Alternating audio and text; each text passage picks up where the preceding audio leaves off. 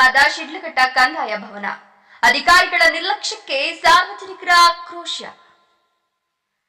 ಶಿಡ್ಲಘಟ್ಟ ನಗರದ ಹೃದಯ ಭಾಗದಲ್ಲಿರುವ ಐತಿಹಾಸಿಕ ಕಂದಾಯ ಭವನ ಅಧಿಕಾರಿಗಳ ನಿರ್ಲಕ್ಷ್ಯದಿಂದ ಸಂಪೂರ್ಣ ಶಿಥಿಲಾವಸ್ಥೆಗೆ ತಲುಪಿದ್ದು, ಯಾವುದೇ ಕ್ಷಣದಲ್ಲಿ ಕಟ್ಟಡ ಕುಸಿಯುವ ಆತಂಕ ಸಾರ್ವಜನಿಕರಲ್ಲಿ ಮನೆ ಮಾಡಿದೆ. ಸಾರ್ವಜನಿಕ ಸೇವೆಗಾಗಿ ನಿರ್ಮಿಸಲಾದ ಈ ಕಟ್ಟಡ ಇಂದು ಅವ್ಯವಸ್ಥೆಯ ಆಗರವಾಗಿ ಮಾರ್ಪಟ್ಟಿದ್ದು, ಸಂಬಂಧಪಟ್ಟ ಅಧಿಕಾರಿಗಳ ಕಾರ್ಯವೈಖರಿಯ ಬಗ್ಗೆ ವ್ಯಾಪಕ ಅಸಮಾಧಾನ ವ್ಯಕ್ತವಾಗುತ್ತಿದೆ.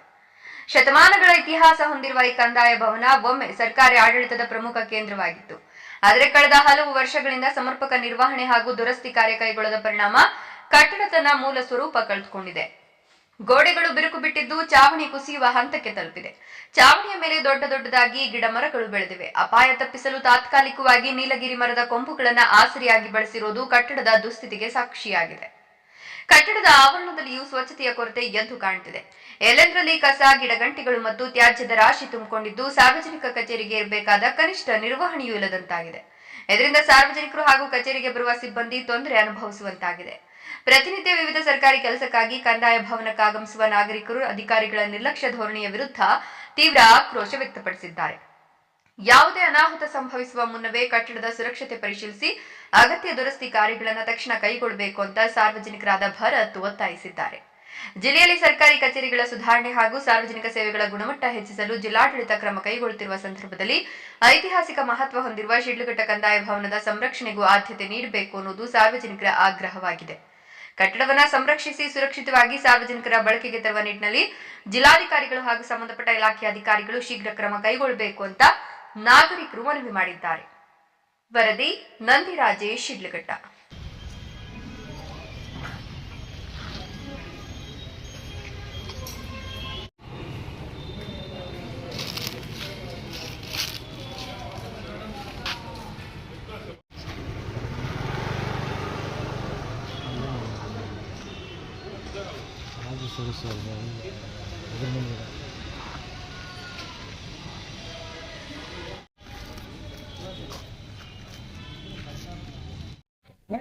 ನನ್ನ ಹೆಸರು ಭರತ್ ಕುಮಾರ್ ಅಂತ, ಶಿಡ್ಲಘಟ್ಟ ನಗರ ನಿವಾಸಿ.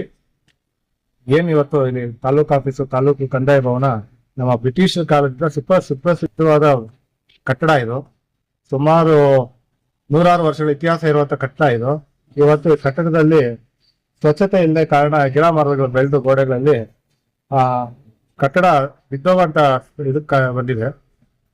ಇಲ್ಲಿರೋ ಅಧಿಕಾರಿಗಳು, ಪ್ರತಿಯೊಬ್ಬ ಅಧಿಕಾರಿಗಳಿಗೂ ಇಲ್ಲಿ ಡಿ ಗ್ರೂಪ್ ನೌಕರರು ಇದ್ದಾರೆ. ಪ್ರತಿಯೊಂದು ಕಚೇರಿಯಲ್ಲೂ ಡಿ ಗ್ರೂಪ್ ನೌಕರರಾಗ್ಬೋದು, ಅಲ್ಲ ಮೇಂಟೆನೆನ್ಸ್ಗೆ ಅಂತಾನೆ ಅನುದಾನ ಬರ್ತದೆ. ಆ ಅನುದಾನದಲ್ಲಿ ಸ್ವಚ್ಛತೆ ಮಾಡಬೇಕು.